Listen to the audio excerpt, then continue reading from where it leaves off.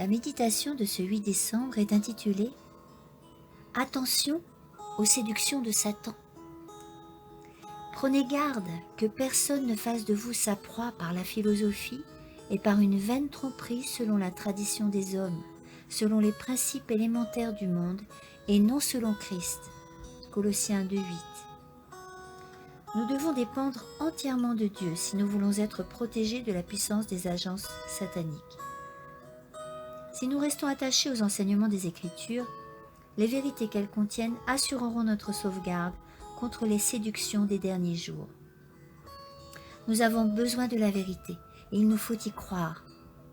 Les Écritures préparent notre âme au devoir et l'affermissent dans l'épreuve. Elles portent le sceau de leur auteur. L'incrédulité naturelle du cœur humain résiste à la lumière de la vérité. L'orgueil naturel de ses propres opinions mène à une indépendance de jugement et un attachement tenace aux idées et philosophies humaines. Pour plusieurs, il y a le danger constant de devenir instable dans la foi, à cause d'un désir d'originalité. Ils souhaitent trouver quelque étrange nouvelle vérité à présenter, un nouveau message à apporter au peuple. Un tel désir est un piège de l'ennemi pour captiver l'esprit et l'éloigner de la vérité.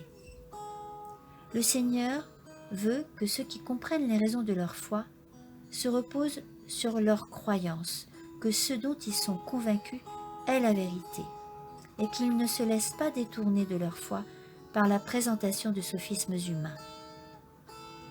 Dans ces derniers jours, notre foi doit être grande et croissante. Nous devons être enracinés dans la foi par une connaissance et une sagesse non issue de sources humaines, mais trouvée uniquement dans les richesses de la sagesse divine.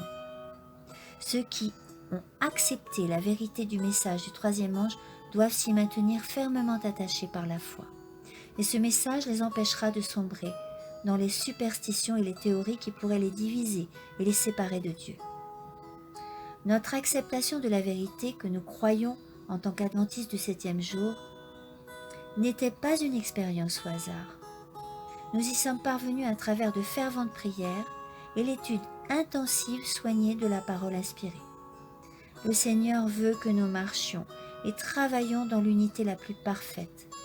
Son nom, Christ, Jésus, doit être notre mot d'ordre. Son exemple, notre insigne de distinction. Et les principes de sa parole, la fondation de notre piété. Notre force résidera dans l'unité d'esprit et d'action. Amen.